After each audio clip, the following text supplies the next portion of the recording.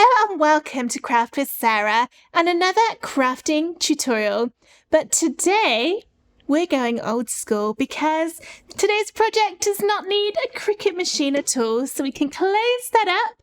All we need are some common crafting materials you've probably already got around the house, and we're making card stitching designs, also known as paper embroidery. This is a technique that I first started probably about 15 years ago. It's quite a long time, but I haven't actually done any for years and years. Recently, I came across some of my older cards, like this pumpkin design, and got inspired to create some more designs. The cards you can see on the screen now are all brand new free card stitching patterns.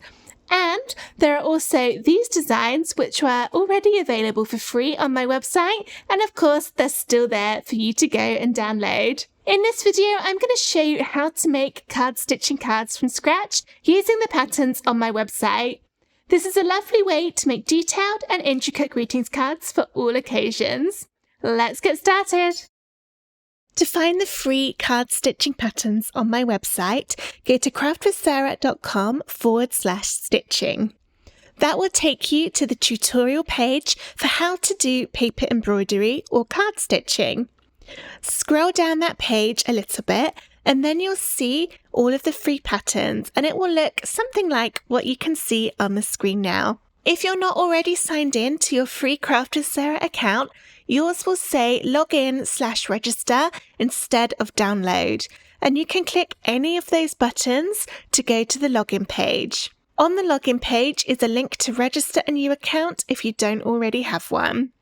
If you have any trouble logging in or registering an account, please email sarah@craftwithsarah.com so that I can assist. Once you've logged into your account and gone to this page at craftwithsarah.com/stitching, when you scroll down to find the free patterns, you'll then see the buttons have changed, so they now say download instead of login. Yours will look a little bit different to this, and you'll be able to see lots more patterns than what's on my screen. And that's because I haven't quite finished all of the brand new ones at the time of recording this video.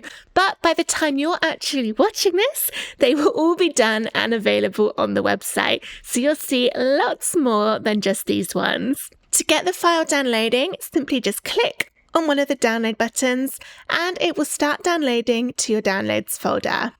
Go to your downloads folder and find the file that you've just downloaded. It comes in a zip folder and we need to unzip this before we can start using the patterns. To do that on a Windows computer, all you need to do is right-click on the folder and press Extract All. Choose where you want to save it and then press Extract. You'll notice that you then get a copy of the folder, only this time it doesn't have that little zip icon down the picture of the folder, and it doesn't end in .zip. This is the one we need, so I'll double click in here, and then you can see the various files which are included. There's an instructions PDF, and that contains instructions on how to do card stitching. So if you want a printable version that you can keep next to you whilst you're crafting, then open that up and get it printed. There'll also be a photograph included, and that shows a photo of the finished card made using the pattern which you downloaded. I find it's always nice to have a picture handy just so that you can check and see how it's supposed to look. Then you'll have the pattern itself, and this comes in two sizes. One is to fit on a 5x7 inch card, and one is a little bit bigger to fit on a A5 card. If you are in the USA, you probably won't have A5 card, but it does say the measurements on there. So in the UK, A5 is half of A4, which is our standard sized paper, but I think most of these patterns should also fit on half of your US letter paper. So just double check to make sure with these measurements. And then the 5x7 one is a little bit smaller. You can see that's here. Now, depending on what kind of program you use to open your PDF files, it'll look a little bit different with how you print these out. For mine, I'm using Adobe Acrobat, and there's a print button here which I can press, and that will open up my printer settings. To make these cards, you just need one copy of the pattern and print it onto just regular copy paper. It doesn't need to be printed onto cardstock or anything fancy like that. So I could just go ahead and press print. But if you want to make a different size card, you could maybe have a little play about and see if your particular PDF viewer has options to change the size. For example, on mine, it says custom scale, and I actually would probably want to print it at actual size, otherwise it's going to make that bigger than intended. If I do custom size, just have a little look at that preview box. It makes it a bit bigger because it's trying to fit it to my A4 paper, and that means that this would not necessarily fit on a 5x7 inch card anymore. So I'm going to print mine at actual size, but if you want to, you can play about with different sizes. For example, I could make it 90%, and then it goes a little bit smaller. I wouldn't go too much smaller though, because otherwise the little dots that you are pricking through to do the stitching will become too close together and it might end up tearing the card. If possible, I do recommend just printing it at the actual size, either the 5x7 inch version or the slightly bigger A5 version. So go ahead, get your pattern printed, and then we'll see how to make our paper embroidery or card stitching greetings card. Here's my pattern which I've printed off, and I've got the A5 version here. And before we start making the card, let's have a little look at what we're going to need.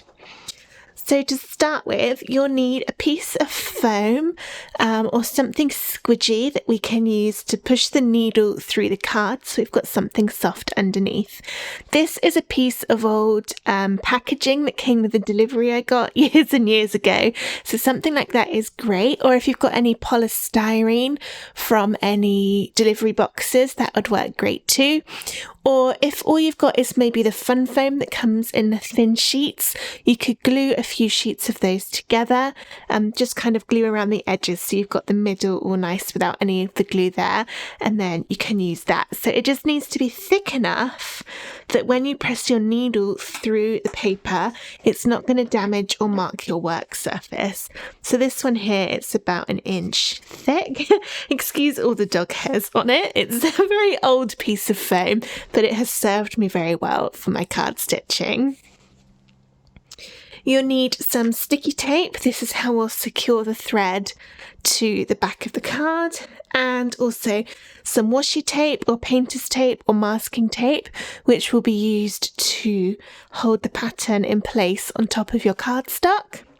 You'll need a pair of scissors, some embroidery thread to match the colours of the card. So I've got an orange for my pumpkins and a green. And you'll need a pricking tool or similar. So this is a pricking tool. It's basically a needle in there instead of, like a pen. And I got this on Amazon. It was only a couple of pounds, so it wasn't very much money. But if you don't want to invest in a tool until you know if you're going to enjoy this technique, you could do it with a weeding tool from a Cricut machine or similar. Or you could even use a compass, like the maths tool. Just be really careful if you're using something it's safe, basically. I've also seen kind of, the mechanical pencils where you sort of turn it or push the end and then the lead comes out. You can take the lead out of there and drop a needle in instead. A lot of people use this as like a makeshift weeding tool for using vinyl with their Cricut machines, but that would also work really well for this kind of project. And then finally, you'll need a card blank and then some sheets to go on top, or you can stitch directly onto the front of the card if you prefer. If you do it that way, your stitching will be on the card, and then you'll just need to glue a rectangle of white card or whatever colour your card is to the inside to cover up the back of the stitching. But because I prefer to do it on the top, I've cut myself a nice sparkly orange that'll go on top of there, and then I'm going to do my stitching on this bit of white, which is a little bit smaller again, so I'll have some nice borders. And this kind of ends up looking something like this. So you've got the stitching on the white and then a couple of colours of card, and then I would add my message inside. The spider design is another one that is available for free. And of course, we have our pattern. So let's get started with this. The first thing I want to do is just to check that I haven't cut my square of white too small. So what I'm going to do is just cut out the pattern, just roughly. Make sure you don't cut off any of the actual pattern itself. I'm just going around the edge, like this. Nice and simple. And then take my card and, oh, it's just about the right size. I'm going to trim it extra close to the top and the bottom, just to make sure that's going to fit, which it is. Let's zoom in a bit so you can see better. Alright, so it's a little bit hard to see my white bit of card, so let's put it on the glitter so it's a little bit easier to see. There we go. Alright, so now we need to get the pattern lined up to where you want to stitch it. So I'm going to get mine roughly in the middle and kind of try and center it. I think that's probably about right. And now I'm going to use some washi tape to get that pattern so it's not going to move. Because once we've started pricking the holes in it, we definitely don't want it to move, otherwise some of the holes won't line up anymore. And the reason I'm using washi tape is that doesn't mark the card when it's peeled off. So you just want to use something that's low tack so that you're not going to damage your card, because it would be very frustrating if you go through and put all the holes in it and then damage it when you take the pattern off. So there are those. And then get my foam. It'll be easier to see now.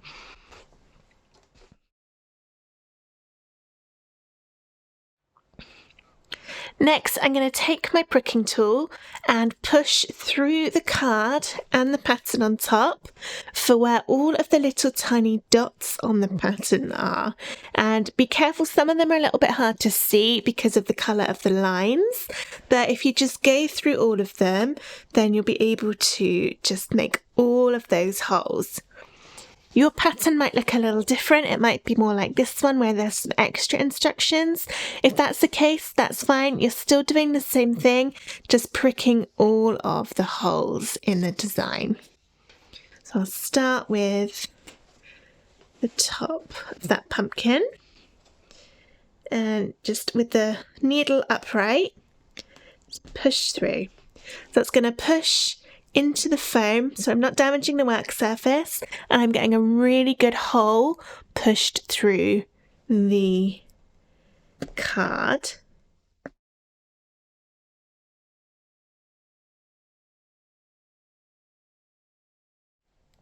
Finally, don't forget to do the little dot in the middle.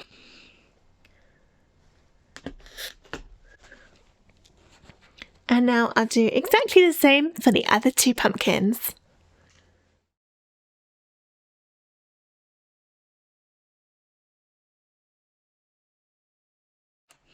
Right, that's all of those done.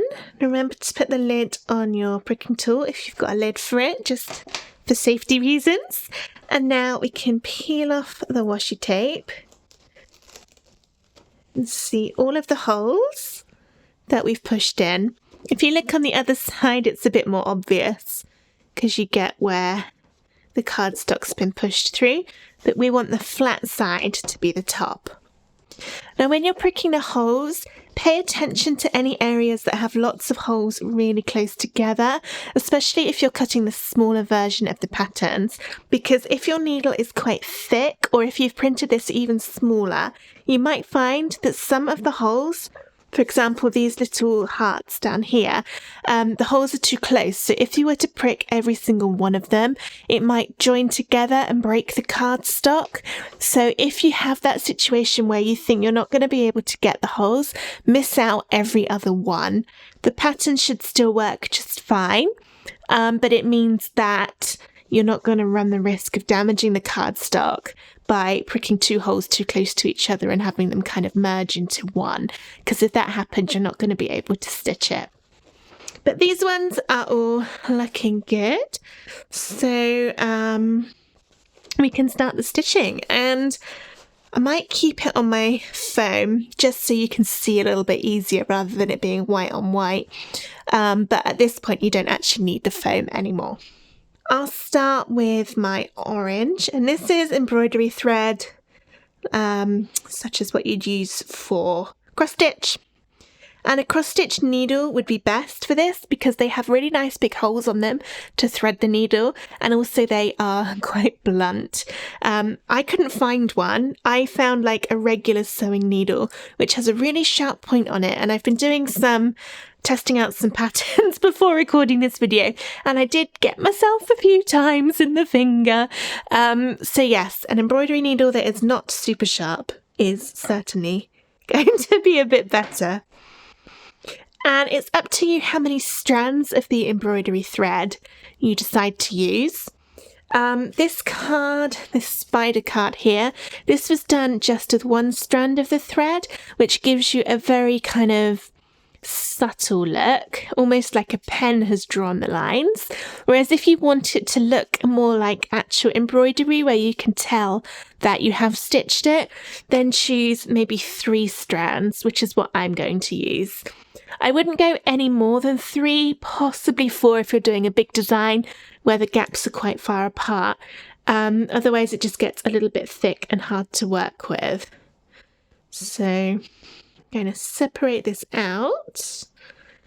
If my nails can break it up.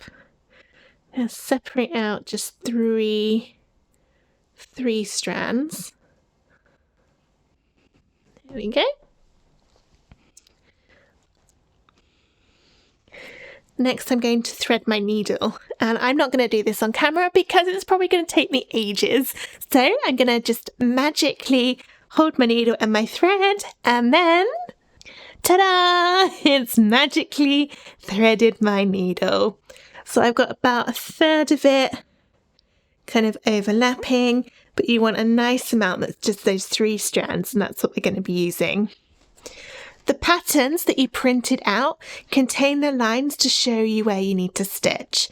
If it's a simple pattern like these pumpkins, there aren't any other additional instructions because you can just kind of see we're joining the lines together, a bit like a dot-to-dot puzzle. And you can just follow that.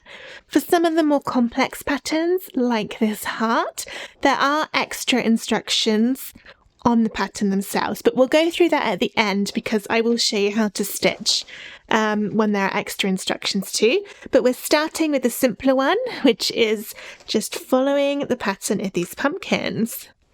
So what I'm going to do is choose one of the holes, and I'll go for the middle of one of the pumpkins, put my needle through, and then put it through so there's just a little bit left. Grab a piece of sticky tape and then stick this down, making sure it doesn't cover any of the holes that you've pricked. So you might want to drag it away from everything and just push it down, make sure it's really well secure. And that is how we'll start. Then turn it over. This is the front. And then for this, all I'm doing is joining every single one of the holes along the edge of this to the middle. So I can just put my needle in there. It might be a little bit stiff. Be careful and gentle with it. Remember, this is just cardstock, so we don't want to tear it. And then I can go along to the next hole along the top, bring my needle through, pull it tight, not, 100% tight, but just like you'd do if you were doing cross stitch or something like that. And then back in the middle and pull it through. Got 2 bits done now. And now I'm going to need to go to the edge again on the back. Oh, dropped my needle. Back through there.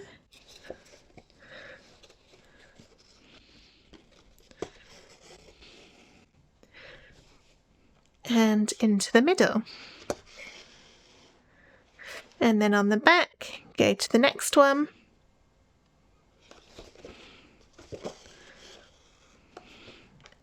And into the middle.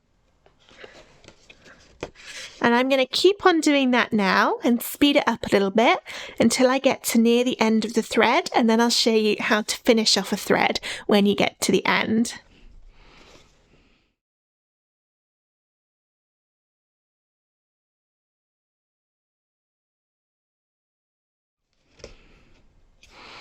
Right, I've now reached the end of my thread. There's only a tiny bit left, so I'm going to unthread my needle, grab another bit of sticky tape and secure that end down. It doesn't matter where it goes, just make sure your tape once again does not go over any of the holes. Like that. And then you can just start again with a new bit of thread and continue following the pattern. I'm going to go ahead and do all of the orange stitching for my 3 pumpkins, and then we'll come back and do the green bits for the stalks and then finish off the card. I've now finished all of the pumpkins and they are looking lovely. It did get a little bit tricky putting my needle through that middle hole as I completed the pumpkin just because of the amount of thread, but persevere with it and it should go through. And the less strands of thread you're using, the easier those middles will be. But they look really cool, and here's the back of my card, which is not so pretty. But now I can do the stalks on the pumpkins. I've already threaded my green, and we'll start it in exactly the same way. So I'm going to go through a hole, just check it's the right one. You can see following the pattern. Pull that through and secure the end.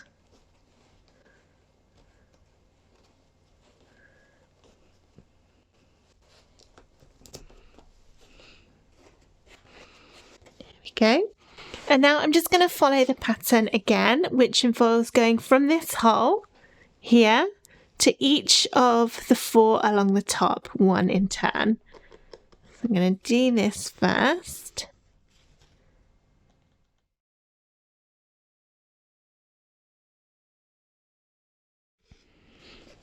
So that's that, and you could leave it like that if you want to, or you can just secure the top of that stalk by going in one of the holes along that little row of 4. Come on, where's the hole? There we go. And then going all the way along and putting it right in that 4th hole. That'll make a nice straight line along the top. Okay, I've got 2 more to do. Now that my stitching's all done, it's time to finish off the card. What I like to do is go over the back with a brayer tool, or you could use a bone folder or something like the edge of a ruler. It's just to help kind of close up some of the holes a little bit. It just makes them a little bit less visible on the front. If your stitching is really, really thick, you might want to press it under a pile of heavy books or something for a day or so, which again will help to flatten it out for your card. But mine is pretty flat, so I'm happy with that. And it's not that easy to see, but just doing that brayering has helped to close up some of the little gaps a bit better. To put it onto the kind of middle colour of the card, you can either glue it or use double-sided tape. I'm going to use tape because it's much less messy.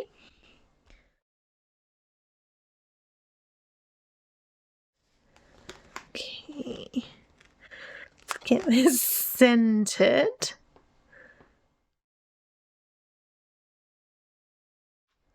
There, that looks pretty good. And then to add it to my card, this is an A5 card. You can either glue it or tape it again, or give it a little bit of dimension with some foam squares. And because my embroideries ended up fairly flat, I can give it a level of foam and it will still go in a regular envelope with a regular postage stamp. Because it is a little bit heavy with all of that stitching, make sure you add quite a few bits of foam. Add some in the middle as well as around the edge, otherwise it will bend downwards in the middle and you won't get a nice consistent level. So that's why I'm being a little bit over the top with all of these. Now I can peel the tops off to reveal the stickiness underneath.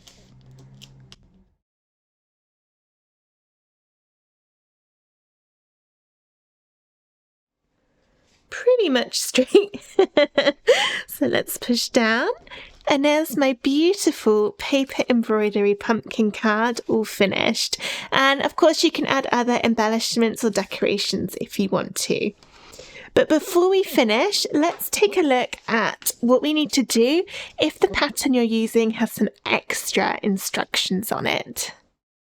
Here's a heart card following these instructions, and I've already done some of the bits. And these are different because rather than just joining up the holes like we did with the pumpkins, on this one we're kind of missing holes along the way to make an even thicker line, which has an even better kind of embroidery effect on the cardstock. So I'll show you how to do that on the swirl on this side. We're going to be matching here. And to start, it's just like normal. So choose which of the sides to start with. It doesn't actually matter which one. I'll go for the one right up against, oh, drop my needle, right up against the heart. So I'm going to poke that through and pull it, add a little bit of tape. So far this is exactly the same as we've been doing. There we go. Only now I'm going to read the instructions, and it says needle out, miss 2 holes, needle in. So I've got my needle out here, and then I'm going to miss 2 holes and go in on the 3rd hole, like that. And then for the next one, you can either go in the next hole here that you've just covered up, or you can go in the next available unstitched hole and then work backwards. And I find that's a better way to conserve your thread. So I'll go in that next available hole in here, and now I'm working backwards. So I need to miss 2 holes, and if you need to, you can move the bit of thread you've already done so it's easier to see. So miss 2, and then go in that 3rd one. And then for the next one, I can go along to the next hole. It's coming out here in the middle. I'm going to miss 2 and go in on the 3rd, which is that available hole there. Oops, got my thread caught. And then you can just keep doing it.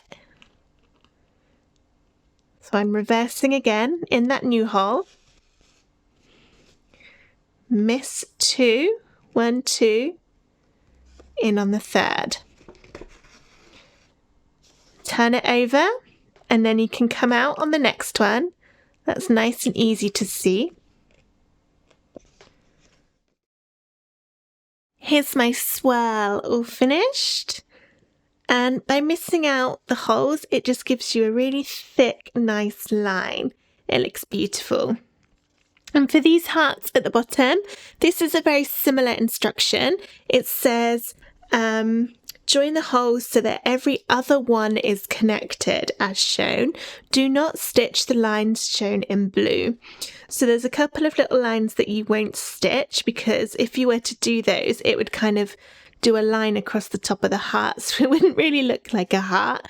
But the rest of them we're doing kind of the same as this, except instead of missing 2 holes, we're just missing 1. And then for the big heart, this works the same as the pumpkins. We'll come out at 1 hole and join that 1 hole to everything else to end up with the heart. And that's kind of as complicated as it gets for these paper embroidery patterns.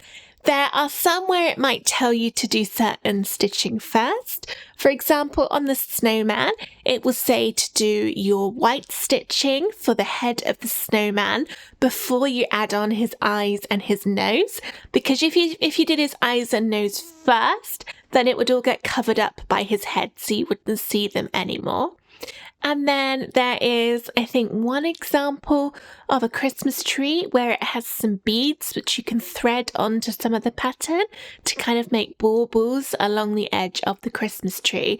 Again, the instructions for that will be on the printout, so you'll see how to do that. But there we go. I hope you've enjoyed this video on how to make paper embroidery or card stitching greetings cards. And it's nice sometimes to have a little break from the Cricut and to do some crafting by hand. The link to get all of the free patterns and printables for my card stitching designs is craftwithsarah.com/stitch, and you can get all of the designs from there. And I'm going to be adding some new ones next year too. So if there's anything you'd particularly like to see added, leave me a comment on this video and I'll see what I can do.